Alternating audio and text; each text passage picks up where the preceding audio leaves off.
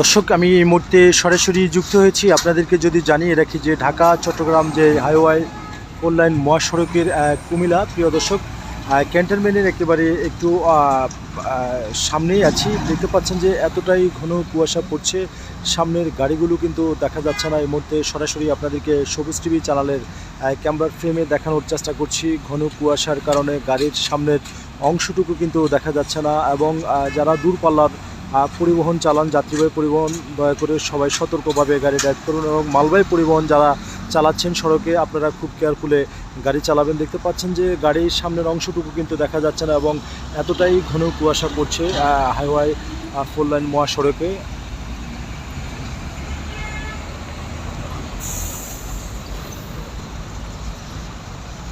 চতুর সাইডটি একেবারে অন্ধকার হয়ে আছে, মনে হচ্ছে যে একেবারে কিছুই দেখা যাচ্ছে না।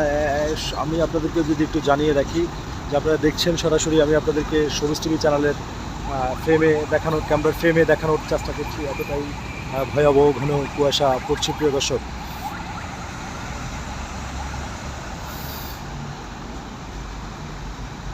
আসলে এই ঘন কুয়াশার ভিতরে গাড়ি চালাতে আপনারা, সম্মানিত চালক যারা রয়েছেন, সবাই খুব কেয়ারফুলে গাড়ি ড্রাইভ করবেন, কারণ একটি ভুলের কারণে সারা জীবনের কান্না।